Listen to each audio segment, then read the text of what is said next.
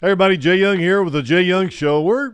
This is number 179. We're celebrating 179 today, and I've got some incredible guests today. I mean, man, we're gonna learn a lot about family offices, what people do to save money, to spend money, to do the right thing with their money and save money on taxes, which is the big thing coming in here. I mean, we always talk about how to save money on taxes, so we're gonna have that today with our guests. Let's bring him on.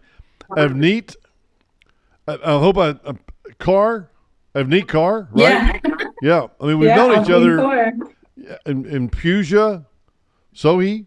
Puja Sohi, yes. Sohi, yeah. And I've known you ladies for years now. We go back 4 or 5 years, 6 years, Yes.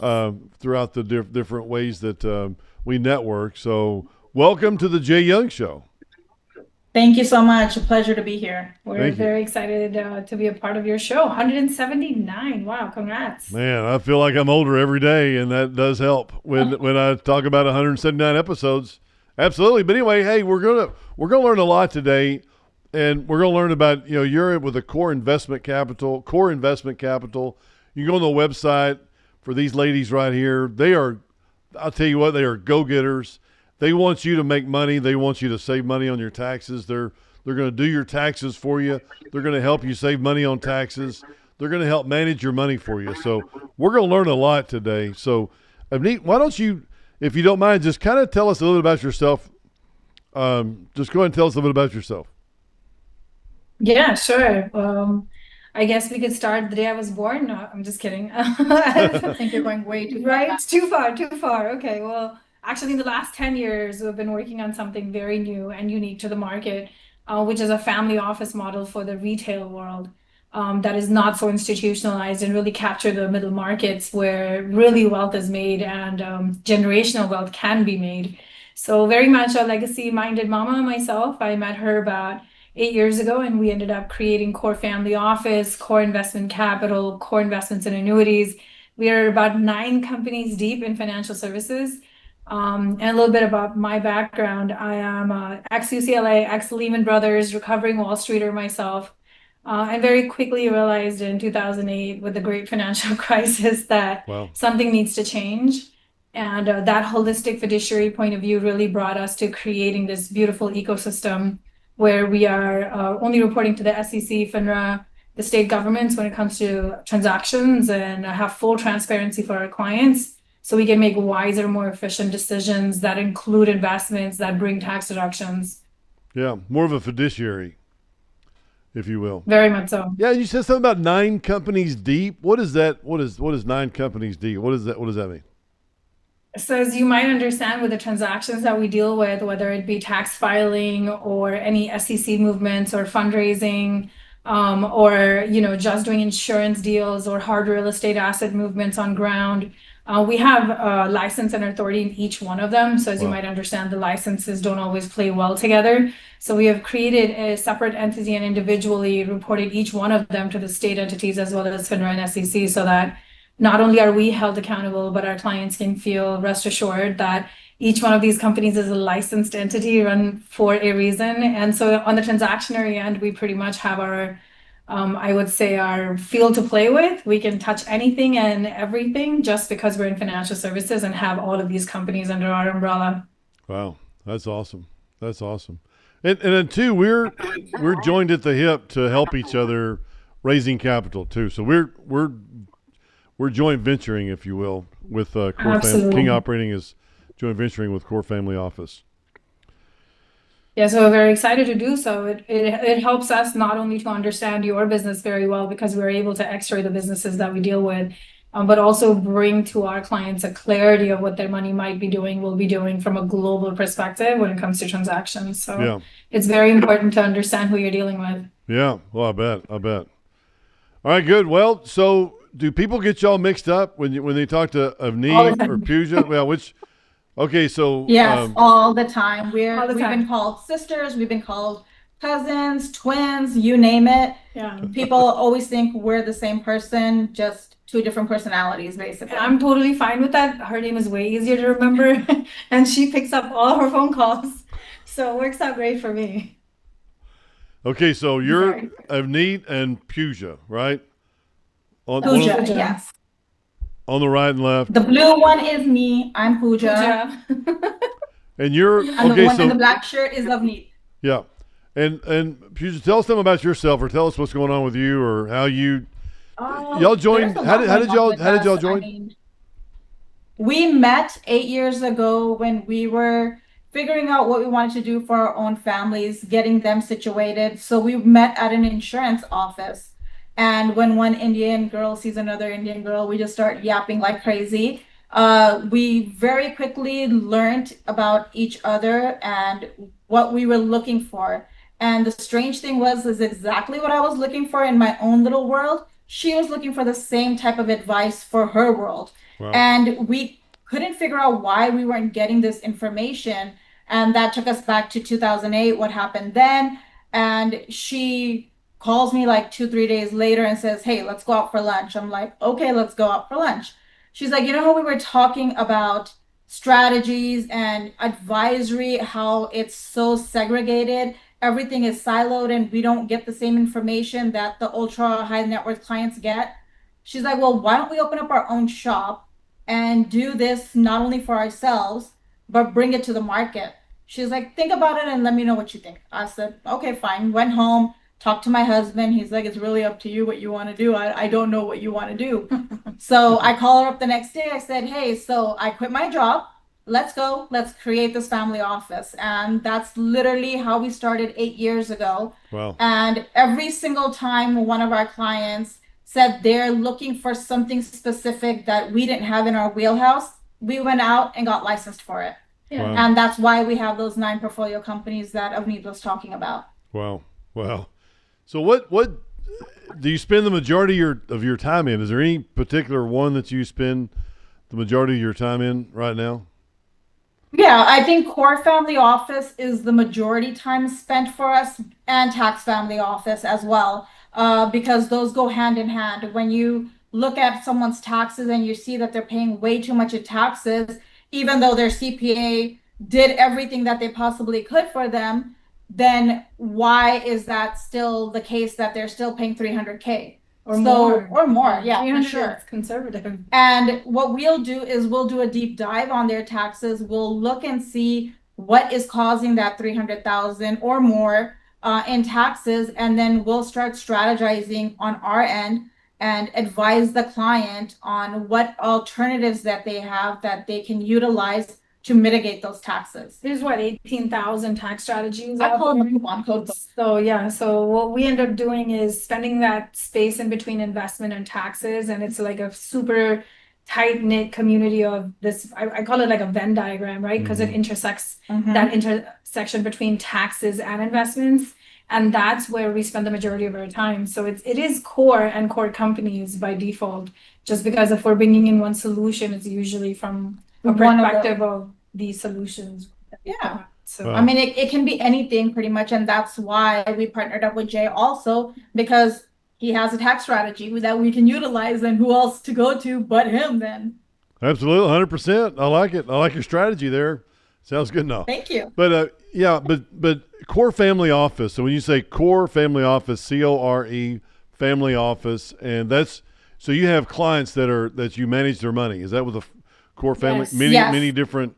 It's like an RA. Are you running it like an RA or? No, so we do have an RIA actually, but it's not like the leading method of our services. So because RIAs are very restrictive in how they're functioning, we set up our own independent RIA away from broker dealers. So it's advisory only.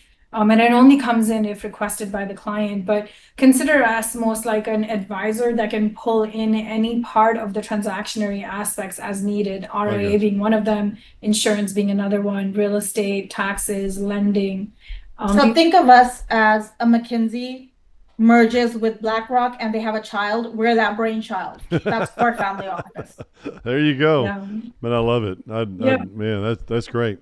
So you're on the middle or the just on the transaction side for all your clients. So you see what's going on. I mean, it's like I was with a guy from California, and I said, I said, "Where's your business?" He said, "California." He's a volleyball dad. And I said, where's your business? He said, California. And I said, man, you guys pay a lot of taxes out there. You know, I was kind of baiting him for you.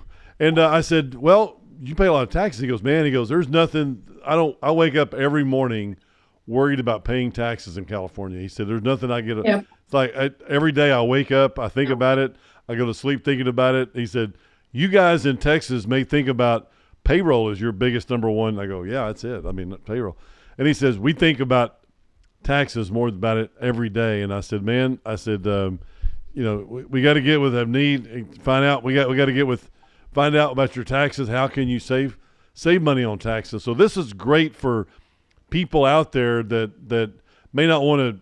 They want to talk with us, but this will be a great avenue for you to go through Core Family Office and talk with them about how to get and how does our product work and how can our oil and gas project work best for you. So that's a great thing. But anyway, let's keep on here. Let me see. Avneet, you went to Lehman Brothers and Puja. Your background isn't is it Wall Street? No, mine is banking actually. So Banking. I was with Washington Mutual, Bank of America, any of those big names that you can think of. I've worked with them. We've done loan modifications during 2008 crash.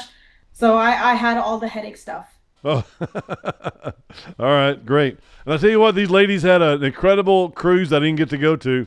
They had an incredible Yes, cruise. you didn't. Oh, I know. I'm mad, and they're mad at me too for not showing up. But anyway, that won't happen again. I have to help sponsor it next year, and we'll have to be there. But they did an incredible in Santa Monica. They rented a boat and went out for several hours, and I missed it, and I'm mad at myself, and we won't do that again. So make sure that we get all the dates confirmed. But anyway, Yes. yeah, good. Let me see. You've lived in such different worlds: military discipline in India, Wall Street during the crash, and now entrepreneurship. Which one shaped you most, and how did each prepare you for building wealth for others? So Honestly, being from the military, I've definitely learned that there's discipline in wealth, right? You have to have discipline in wealth building. Another thing that I was taught early is that what your people have done for you, it does pay off. So you're supposed to be able to actually hone into that wealth, save it, grow it, invest it wisely. And I was blessed enough to see 2 family offices spin out of my own family, extended family, both maternal and paternal, though we didn't really realize that that's what they were called. It was newfound wealth. And my generation was very blessed because the older generation took all of these scary moves, right? So it was the partition, and my grandparents had to move, and it was a crazy wealth building thing from 1947 onwards. So they never really had that established base per se that you could really build wealth in until 1947, and even then the country was just starting. So definitely a lot of discipline and loyalty towards building your wealth and the next generation and how to influence them. My dad actually brought me here when I was only 17, so I feel very blessed in that I had the opportunity that a lot of Indian women don't have.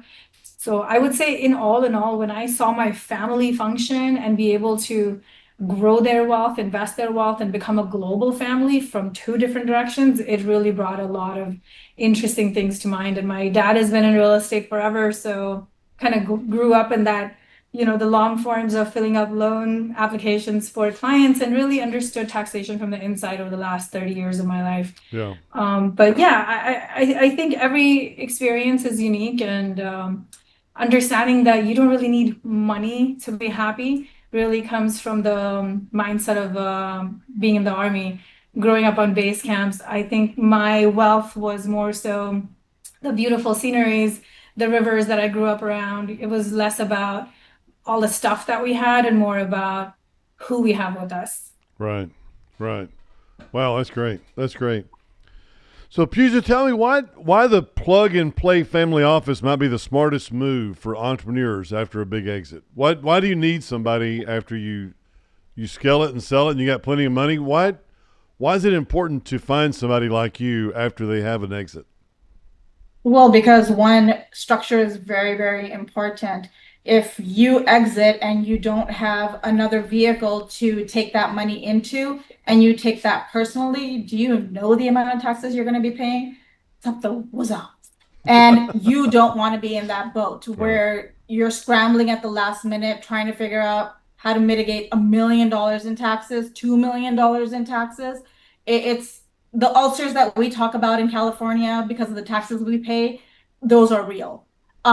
So being with a family office, getting a structure set up before you are about to exit is crucial for you. When you have a structure that you've set up where you can take that money in, it will alleviate, one, the amount of taxes that you're going to be paying. Two, you can redeploy that money into the next venture that you want to get into, or even a foundation. Doesn't really matter what your next play is going to be, but we can set you up for that next play. And that's why it's very, very important that you're structured correctly and you're taking the money in the right way. Yeah. Yeah. Okay. Taking the money in the right way. You mean bringing the money in? Once you exit, the money that you get from that sale is coming to you. If you take it personally in your personal bank account, right, get ready for paying those taxes. Oh. But if you're taking it in a business structure, especially a C corp, you're alleviating a lot of the taxes that can possibly hit you. Gotcha. Kind of like a 1031. If you sell a real estate piece of property and you take the money personally, you're paying taxes no matter what. But if you put it with a qualified intermediary or something, then you can escape paying taxes and put it off for a time or two. Okay, that's good. Exactly. Yeah. What is the most? I guess what's the most biggest mistake? What would you say one of the biggest mistakes are that people make when they're just opening up a whole bunch of S corps? Yeah. A lot of CPAs, and this is not to bash on any CPAs, they always recommend a S corp to everyone. It's the cheapest, easiest structure to build out, gives you a good amount of deductions for yourself.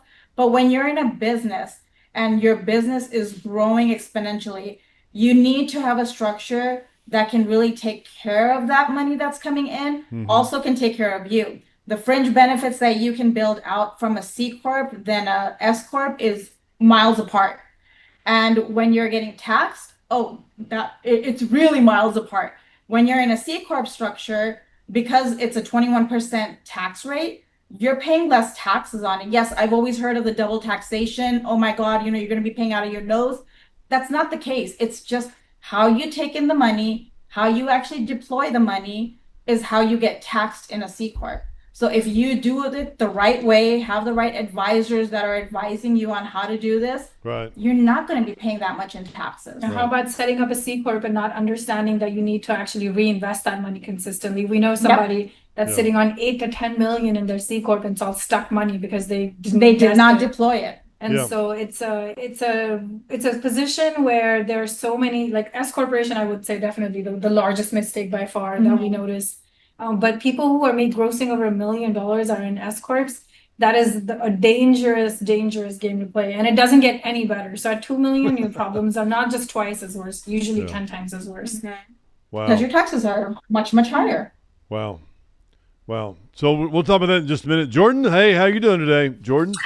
Hello, how's it going? I was hearing about S Corps, and I'm telling you, the amount of times I've been on social media and hearing of people be like, you have to get an S Corp, you have to get an S Corp for all of these, first-time entrepreneurs. It's really, it's definitely a message that's been pushed out there. So I appreciate you guys shedding light on clearing up the air on those components, because it is a lot to take in whenever you're trying to do the entrepreneurial thing. Yeah. Definitely.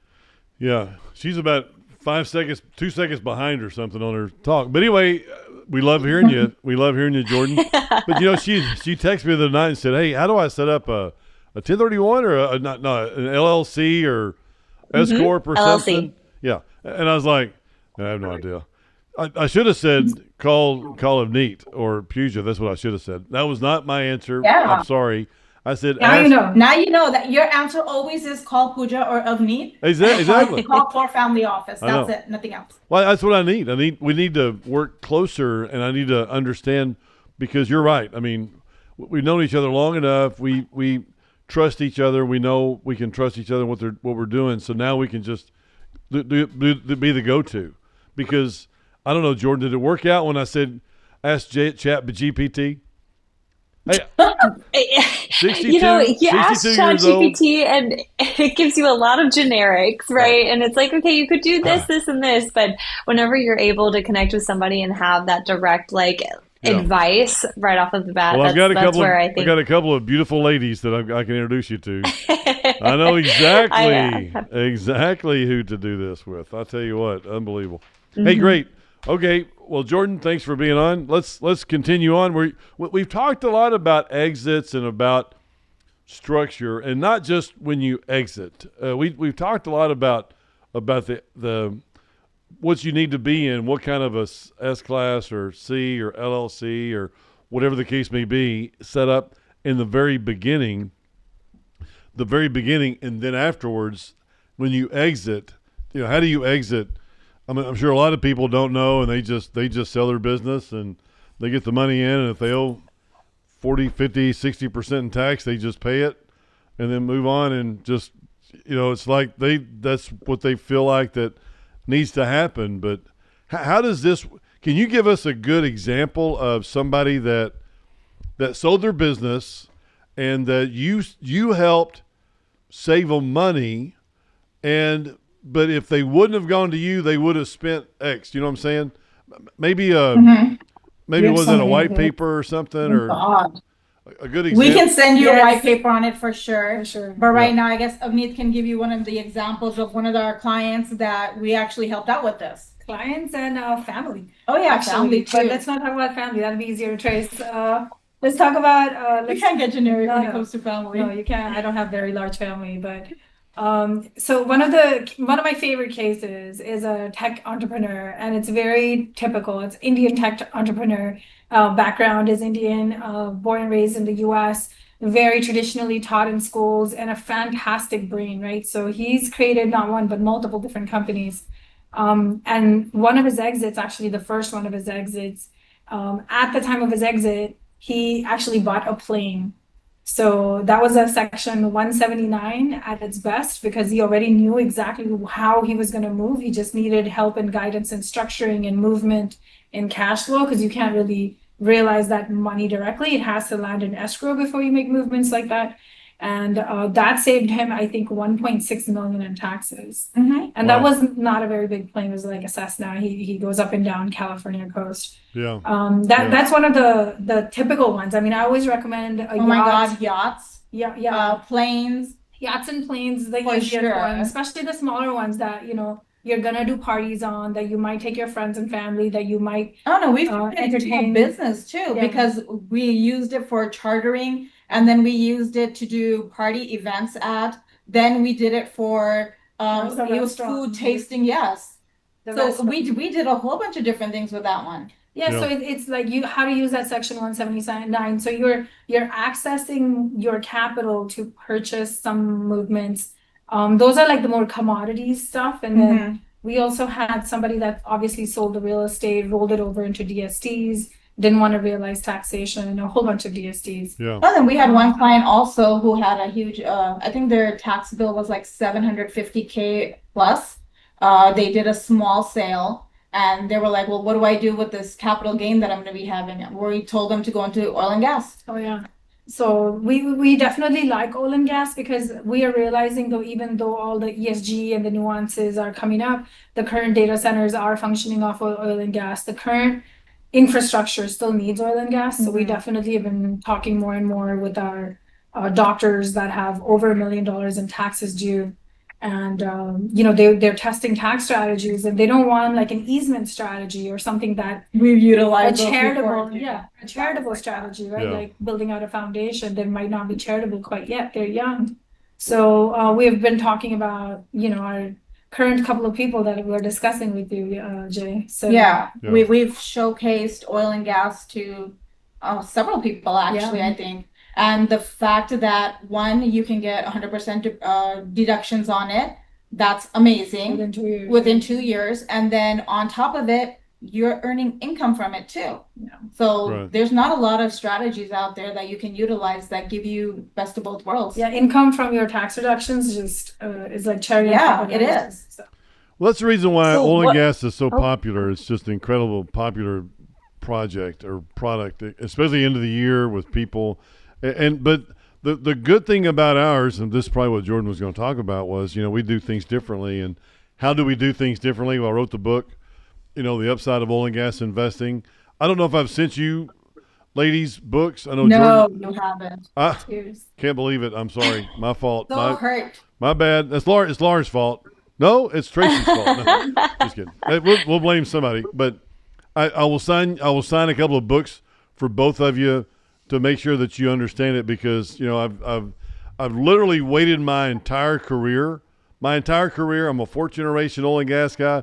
I waited my entire career for right now, for this moment right now, because what we do is a lot different than what other people do, and we take assets and drill. We don't drill exploratory wells. We're drilling developmental wells in areas that we know will produce. And we're producing in the Bivens field, which is a 60,000 acre lease in Amarillo. We've got the Mid-Continent assets that we have underway that we've drilled and we know are going to hit. We know are going to produce. The Permian Basin. I mean, these places we know. So we're getting this up for a sell. There was a guy that wrote he's a lawyer here in Dallas, and he started his own oil and gas company in, I believe, 1995, maybe not 85. Anyway, doesn't matter. 88. Anyway, doesn't matter. His name is Trevor Reese Jones in Forbes magazine. If you look up 7 years, 7 deals for $7 billion. That he talks. Nice. Yeah, really, and he talks about but he's already taken care of his taxes. Avneet, I know you're I was thinking. going to say send them our way. I know. You're like, where is he? What's his number? But he did this, and he created these 7 assets, and we're doing the same thing, and this is how we're doing it, where we can have, 7 deals, 7 years, and for $7 billion, and this is how it works, and this is the behind the scenes. Before you read about us in Forbes magazine in about 5 years, this is what we're doing to get there. And so it's an incredible, opportunity for us and our investors and our friends like you to help us get there and to be with us along the way and partner with us. So we do appreciate that, and Beautiful. appreciate all you guys, ladies, are doing. So appreciate that. Jordan, you got anything you want to talk about, or what's on your mind? Well, have we already discussed the 2008 crash and how you guys have gotten to where you're at? You guys have talked about that? Okay, good. Yes.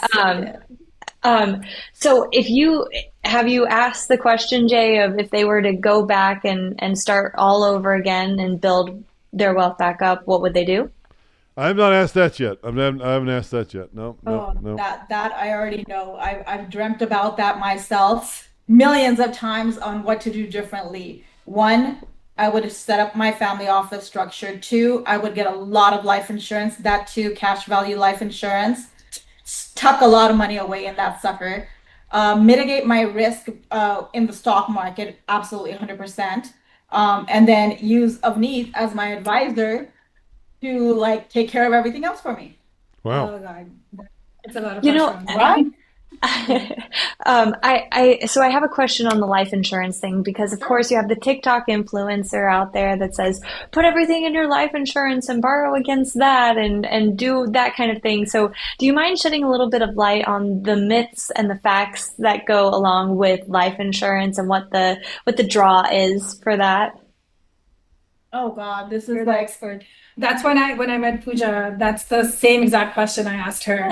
And I said, what is so great about life insurance? And I don't understand it, because I'm from the Wall Street side. I'm like, this is a waste of money. You do the New York, buy little, invest the best, right? no, absolutely So not. She That is the completely wrong, and that is the myth. Put a little bit in your life insurance policy and invest the rest. No, you don't want to do that. You want to first secure yourself with a life insurance policy. Now, IULs, which is an indexed universal life insurance policy, is very different from a term life insurance or a whole life insurance, in which the growth is actually double, triple, quadruple the amount that you would get in a whole life, and definitely Temper doesn't even have anything. So you're not even worried about that. I don't even look at that one. But if you're comparing it to a whole life policy, or even a 401k, because the 401k is in the market. Mhm. If the market goes down, let's say it goes down 10%, 20%, 30%, you lose that money in your 401k. But when you're in a cash value life insurance policy, if there's a bad year where there's losses that are going to be occurring, you actually get locked in your gains and you get a zero for that year. So you're not losing your principal, you're not losing any of your gains. You just sit pretty until the next hike that comes up. When the market goes Interesting. back up again, everyone who lost 10, 20, 30% in the market now have to recoup double the amount just to get to where they were. When you're in a life insurance policy, you're actually stepping up against everyone else that was in the market. So this is more like a step up effect that you're creating, because every time the market goes down, you get locked in your gains, you sit pretty until the next hike. So that's why I think for me, that's a very safe yet very good way to build on your investments, to build on your capital also. And then you can utilize it pretty much for anything. When you borrow against that loan, like take a loan out against your cash value, you can use it for college. You can use it for buying investment properties, buy a car, pay off bills, whatever it is that you need, you can literally utilize that money for, and it's income tax free. That's like the best part. Because you're borrowing from yourself, right? And it's cheaper than the Interesting. bank. So Yes. it's Yeah. if you've ever heard that, what is it called? Infinite banking. Infinite banking. That Yeah. word comes from this concept of that you could be your own bank. And the younger you are, the more effective these things are. Mhm. So I think that's why she's saying I would have like loaded up on life insurance when I was young rather than loading up on that 401k. It's not Mhm. per se that one is better than the other. It's They technically both have you need their own purpose. exposure. Yeah, you need exposure to both. But why not load up on your cost of insurance being so low and you having a larger time frame to invest in life insurance first, and 401k is not as age sensitive. So you could kind of make one the priority while you're younger.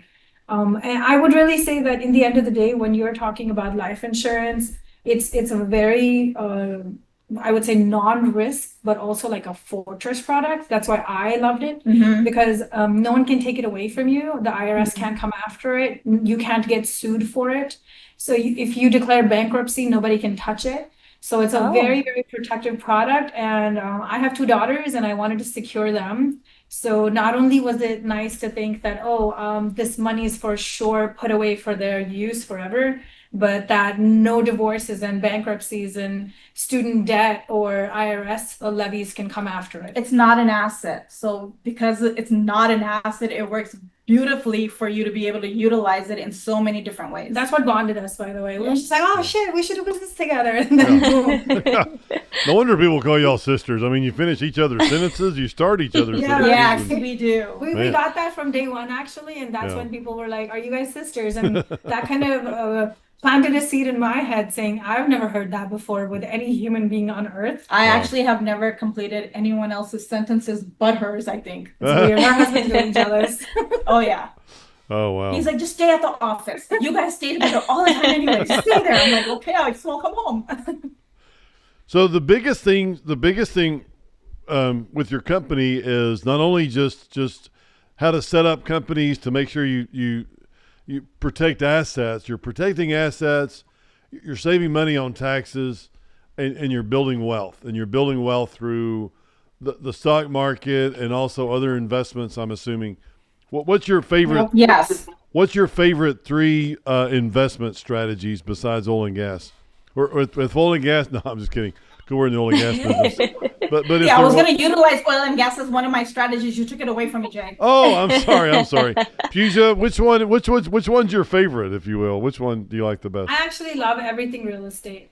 Yeah. My family taught me that from generations ago. In fact, we're probably still reaping the rewards of the investments my granddad made in real estate, which we're very grateful for. And I realize it doesn't matter where you're in the world, if you understand that local real estate and invest in it, it's very hard for you to actually lose money in a long-term scenario. Though I understand 2008 happened, but the same $90,000 condo is now $700,000 within 20 years. I mean, it's all Right. about the time of the investment. So my favorite, hands down, anything based on real estate Yeah. My granddad also made money on oil and gas, by the way. So Mhm. I'm a bit biased. We have gas stations in India, or had gas stations in India at I that mean, time. for me, I think I love one insurance for sure.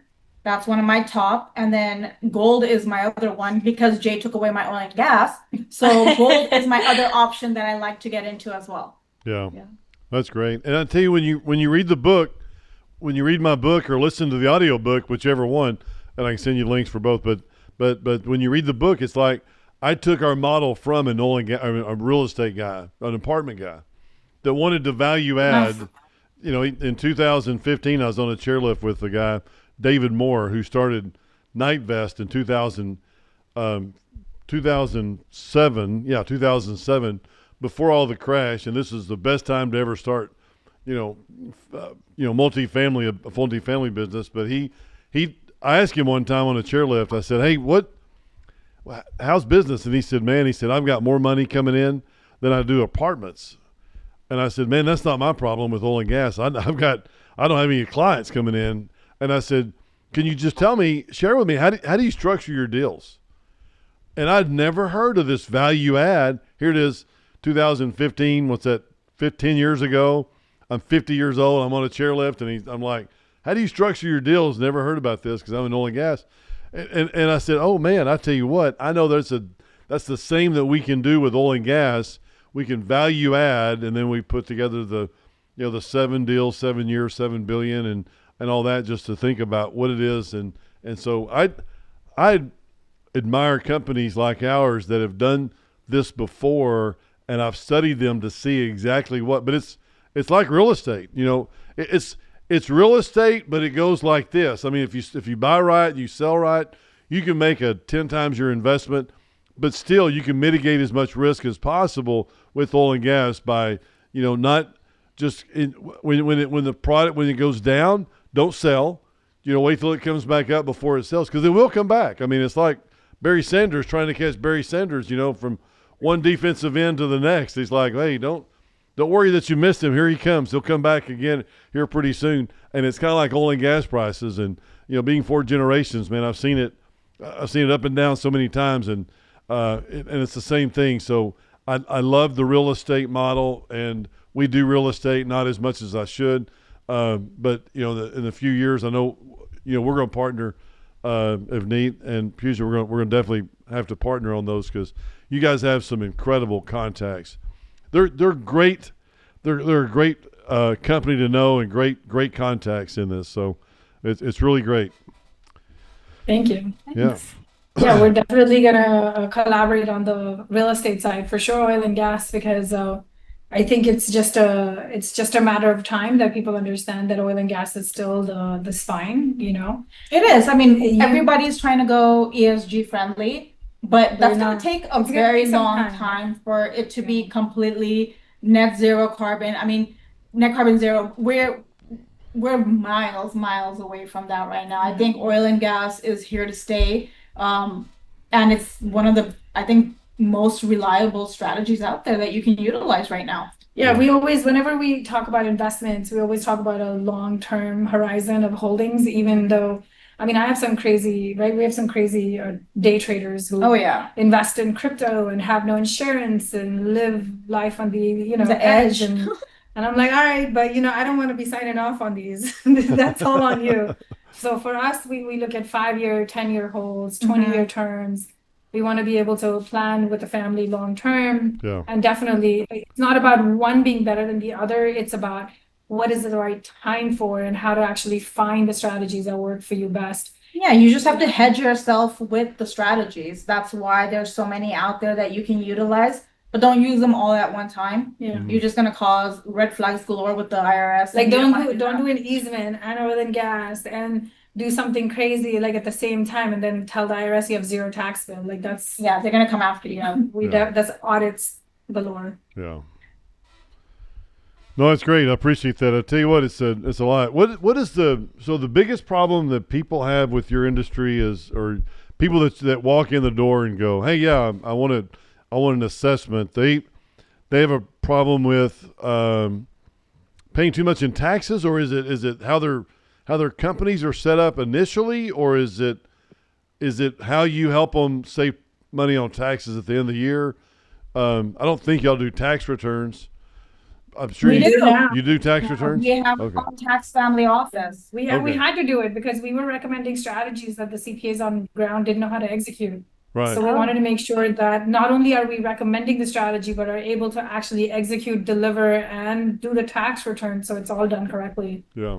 We have actually seen so many nightmares with these R&D credits where our guys are getting audited like 2-3 years later, 4 years later, because the current CPA didn't, File do it it correctly. correctly or missed something that wasn't supposed to be there. And Yeah. it was a hassle. So actually in 2024, we launched our own tax office. We're global. We're in 6 different six countries. countries, and we can do. So the thing is, the reason we are doing this is for the full transparency of the entrepreneur. And what we're really bringing together is the advisory part and the transactionary part. So I don't just want to give you an advice and just kind of set you free and like figure it out for yourself. How are you going to finish the deal and report the deal? I want to be able to complete that whole cycle with you. So, and we also include not just business, but also personal. So it all kind of wraps up nicely into the family office service that we're providing. See, most family offices, because they're RIAs, they only look at your assets under management. That's the majority of the work that they do. So when you're focusing on one sector only and you're only honing in on that, you're not really doing a service to your client. When you're working with family offices, you need to be able to look at them as a whole picture, from their personal all the way to their business and everything in between that's going on with that client. Don't silo that client just because of their AUM and then hold it hostage, saying, oh no, don't do anything else with it because that's your fees right there that you're getting. You don't want to be that type of an advisor that only focuses on that one aspect of the client. You want to be able to look at them holistically and very transparently throughout everything that they're going through. And so when we talk to advisors or when we talk to clients, we're basically searching out for the clients with the biggest messes, if that makes it easier for you guys to understand. Yeah. We're looking for a mess in their CFO planning. We're looking for a mess for taxes. We're looking for a mess in business structure. Basically, we're looking for people who actually really want to get their wealth sorted and Preserve easy on it. one pager for themselves so they can make smart, fast movements. We are looking for inefficiencies, basically. And so 90% of our clients today come in through, hey, I have this problem. My personal and my business are too segregated. There are too many actions on the business side and the investment side. And none on the personal side. And we're spending money like crazy and not understanding where our money is going. So for us, it's not like a minimum AUM that you must roll over. That's the usual model. For us, it's like as long as you're a qualified investor, which means your net investable assets are around 5 million. And those are the people that usually have like the biggest problems. And if we don't sort them at that level, at 20, 30, 40 million, these problems are only getting worse. So we have a family that's worth over 100 million and they're global. And they're 3 generations in, and they're holding together with sticks and glue. Like nobody knows what the other Person's doing. what they're doing, how they're charging, what their titles in the family office are, and it actually it's segregating the family, segregating the wealth, and it's not helpful. So our job is to kind of gather everybody. And it's not set building that systems. wealth correctly Yeah, either, because exactly. everyone's doing their own little thing, but not talking to each other and really showcasing, okay, this is what I'm doing in my business. This is how it's running, to get advice for that. They're just like, oh no, this is mine. I'm going to do it the way I want to do it. And I don't care what anyone else says to me. We manage egos, if that makes sense. Wow. It's like ego at the door when you're talking families. So there's a lot of bridging the gap that we can do between generations. So we're looking for those types of families that are entrepreneurial, have businesses, want to have that legacy preserved, and have no structure or a haphazard structure. I can't even say the stupid word right now. She hasn't had finished. I haven't had water yet. Haphazard. Thank you, haphazard. There you go. But the whole thing is people who actually need the guidance, need the help. That's who we're looking for. Yeah. Okay. That's good. That's good. And where are you located? We're in Woodland Hills, Los Angeles, California. Sunny California. Yeah. Okay. State that pays the taxes. Yeah. All right. The Located guy there. who's messing with Trump. Right? Yeah. I know. I'm staying away from that.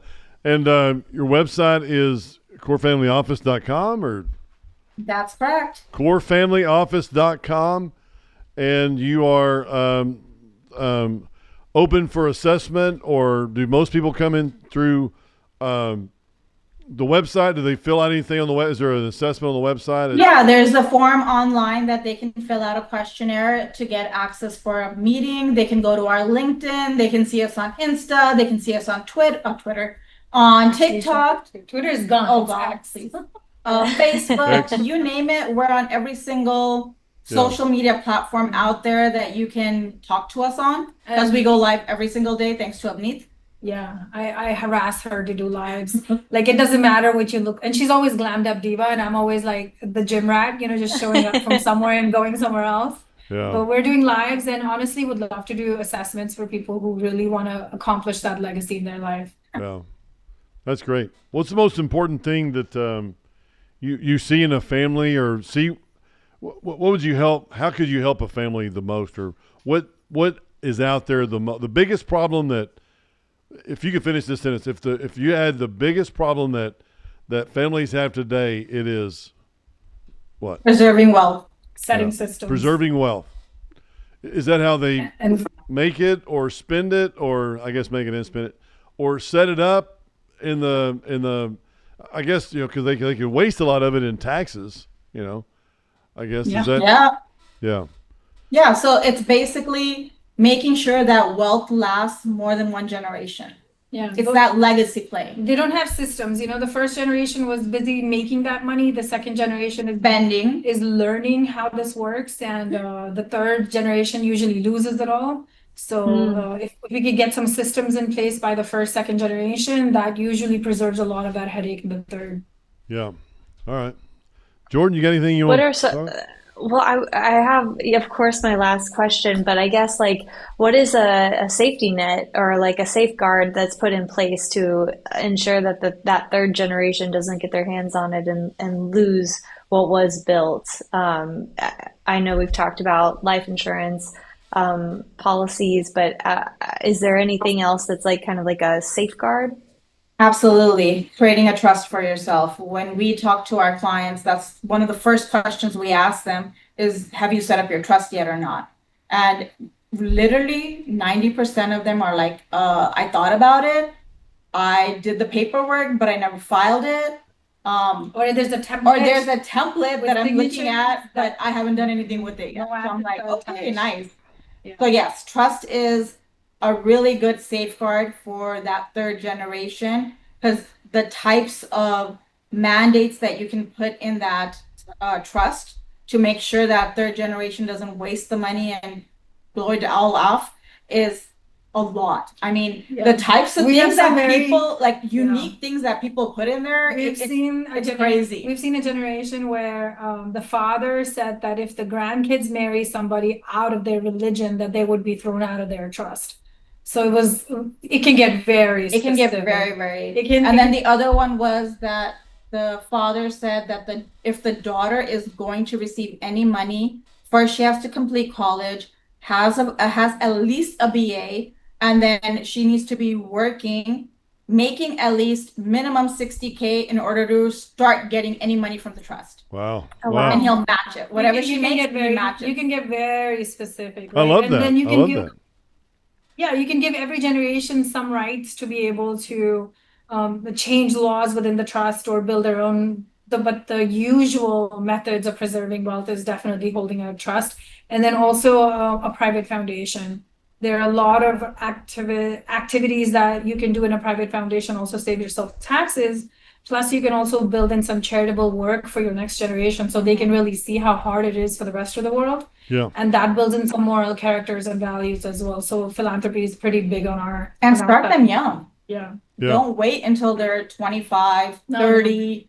By the time they're at that age, they're usually already very spoiled. Yeah. And they just want to spend the money, not save the money. Right. So if you start them young and start teaching them the ways of a family office, what the mandates are in the family office, let them sit in the meetings. They don't have to say a word, but they can sit in and start listening and start learning what it is that you do. Like the Rockefellers were training their 12-year-olds In India, there's a couple of big families. They also start around 12 to 14 years Wow. old. Yeah. Wow. And so the idea is kind of just exposing them to the world and making sure that they don't take the power they have for granted. And Yeah. that's where the most losses lie for the families. So a lot of our job is to kind of bridge that gap with that education. So we do one-on-one with the families, but it takes a lot of time and trust to get things like that through. Yeah. So usually like 2 to 3 year contracts where we become family. Actually, it's just Yeah. they all become uncles and aunties somehow, and we're Yeah. we're the mean aunties that say no to everything. Yeah, we literally said, nope, you can't spend. Nope, sorry, budget you now, budget you later. That's it. You're on budget for life. Within the family, people don't give each other the same respect sometimes, or the same listen. So they you leverage us to be able to come down and say, oh, you know what, we all selected them, and these are the rules, and this is You how gotta we're doing follow it. it regardless. And that couple of years, it takes a couple of years, but you fall into the systems, and that becomes easier to preserve law.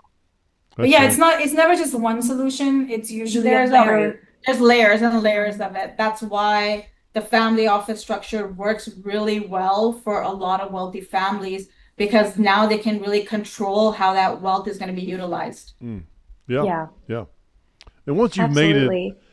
made it, it's a little different than if you haven't made it yet. It's like, some families they wait till the patriarch is 70, 80 years old before he sells out. So you don't know during this whole time if they have any money or not. But I can see where the second generation, could, lose it all. I mean, it's like, I love that idea, if you're making 60 grand a year, or just the patriarch saying, hey, I'll tell you what, I'll match everything you're making. I'll match it, 100%, because they could just be sitting back waiting on the big, the big payday when somebody dies, which is not very healthy. Like your main job should not just be to outlive somebody. That's not okay. Right. It's like, come on, Exactly. right? You give me a little bit more than that. So we've seen the Vanderbilts actually suffer the consequences of this. Their story is fantastic when compared to the Roosevelts. It's a great case study. Rockefellers. Right. Vanderbilts versus, what did I say? You said Roosevelt instead of Oh, Rockefeller. sorry, Rockefellers. Roosevelt was in my mind too, but We got it. that's a different story. We got it. And also like a lot of Tiger 21. I mean, that's a lot of the Tiger 21 that we have is, I've been a member of that for 15 years, I guess, but it's all about after your wealth and after you sold and you made money, what do you do with the money? And because there's nobody behind you to tell you. So it's like, that's where our fearless leader, Michael Sonnenfeld, started. Was, he was in a CEO group, and he sold his business and made a lot of money, and then went back to a CEO group, and none of them had ever had any financial gain or success. And his questions were, I don't have questions like, I don't have problems like you do with employees. I've got problems with, what do I do with my money? How do I tell my kids about money? What do I need to do to save money on my taxes and philanthropy and, all the different things? And how do I tell my kids about money? And how do I explain it to them? And how do they nurture it, or how do they make sure that it's going to last, for multi-generations? And that's how Tiger 21 was formed. So I don't know if I've ever introduced you to any of those people or not. But You haven't. Yeah. Well, You're lagging on the introduction. You know that? I'll tell you what, I did episode 178 with Gabriel, and Gabriel, it was really kind of, he wrote a book, Forbes book, just like I did, and I saw him pop up on my Forbes.com, whatever it is, and I reached out to him and I said, hey, or Laura did, reached out to him and said, hey, I'd love to have you on my podcast. He came on my podcast. He's in Ontario, California, but he said, I said, yeah, and I said, hey, this sounds a lot like, the Tiger 21. He goes, well, I'm in Tiger 21. I go, you are? I said, we're Forbes on there. So there's a lot of people in Tiger. So he's in Ontario, which is close. It's close in proximity, and I'm going to come out there and see him within the next month. I don't think I'm going to be able to get out there this month, but I may be able to get out there next month and see him. But that'll be a great segue for you guys to know him and to know people, because, hey, it's important. Taxes, CPAs are definitely important. So I want you to think about who else you can help connect me with out there in California, because I know there's some people out there, and I'll do the same thing with you guys. So absolutely great. Yeah. Maybe Jordan, we could have a Tigress 21. oh man, I like that idea. Absolutely. Right? There's not enough women in this. all these boys world. Women don't have enough of their own clubs to do things. Jay, you're giving me all these ideas. Maybe you can be the I love it. male member. Honorary tiger/tigress. Yeah. Have cub meetings. Cub. No, just kidding. But yeah, we do. We I have mean, honestly, good. there's a lot of great groups out there. There's a lot of great connections, and it's about connecting with someone one-on-one to make sure that you're connecting and knowing that person and trusting that person. And that's what a lot of this is it's about trusting and knowing, hey, how can I set up, and what do I need to do? Who do I need to go to that I can trust that's hungry? There's nobody hungrier than those two ladies right there on the right side of my screen. And Jordan's a hungry That's lady right. too. And Jordan's been great. Been a great co-host. I'm on my way up. There you go. I'm she's trying been to great. catch up to you, Jay. That's what I'm trying to do. Well, I got Well, about 30 I years, have- 40 years. I got about 40 years on you, so you better don't Hey, be I in a hope rush. I hope I'm where you're sitting in that time frame. But I think learning what I'm learning now is really helping with that. And they always say, like, when you look back and there's all those lessons that you learned along the way, it's really impactful for where you're getting at now and moving forward. So, which kind of leads me into my last question here, Jay. Are we ready? Yeah. All right, ladies. What if you could give yourself, 18-year-old self, any piece of advice, knowing what you know now, going through the career that you've had, talking and meeting with the people that you've met with, what advice would you give to that 18-year-old self? Oh wow. Should I go first? Or you want to go first? Oh my God. No, you can go first. I need to think about this a little bit. Yeah, I have thought about that a lot because I'm in a transformation zone of my own lately. And I've been thinking, because I do have two daughters that are tweens and early teens. I think about, like, how would I communicate to that 18-year-old self so that she'd kind of remember and recognize opportunities. And to be honest, I would say make mistakes faster. Like, fail faster. Like, that idea that you have, do it, don't wait. Don't wait for other people's approval. Don't wait for other things to line up. Just fail faster, because all of that failure, I think, has got us to this stage today. And even today, like, when we take on a new challenge, I take it with a grain of salt. This may or may not work out, doesn't matter. It popped up in our head. It makes sense. Do the initial checks and balances. If it's 60% go, just go. Yeah, and for me, I think what I would say is don't be afraid.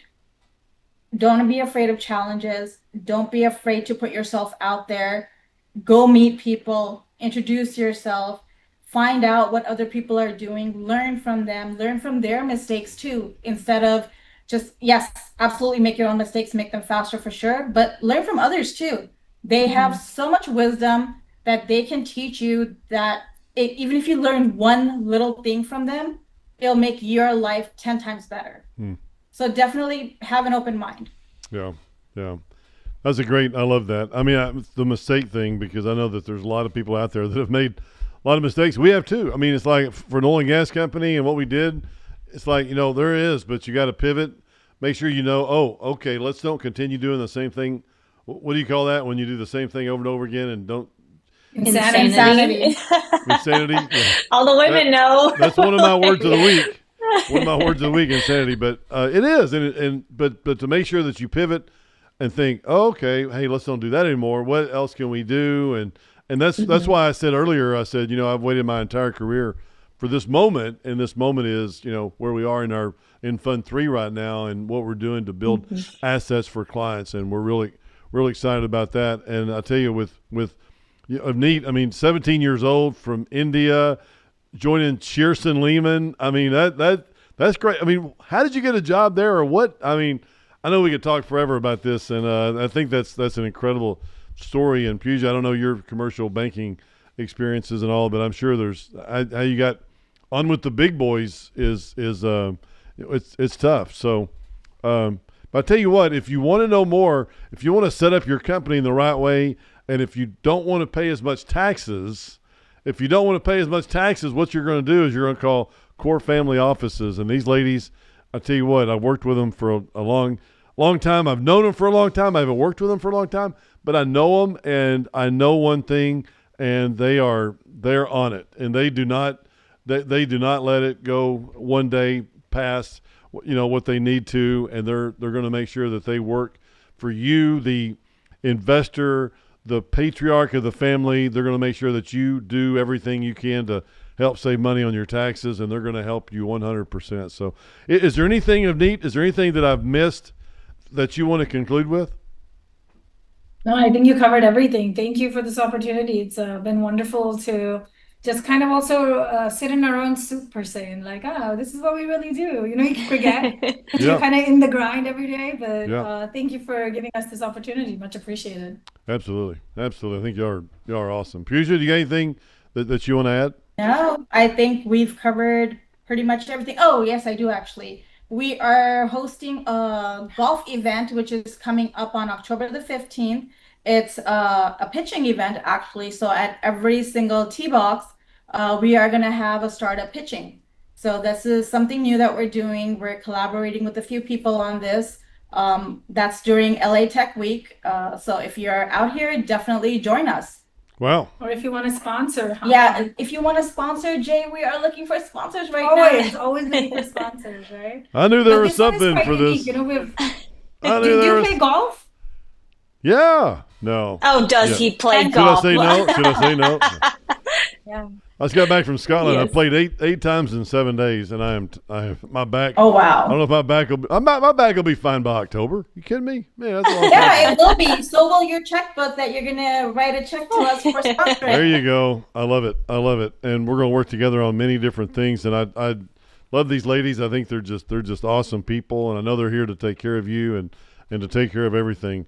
Jordan, you got anything you want to finish up with? Anything particular?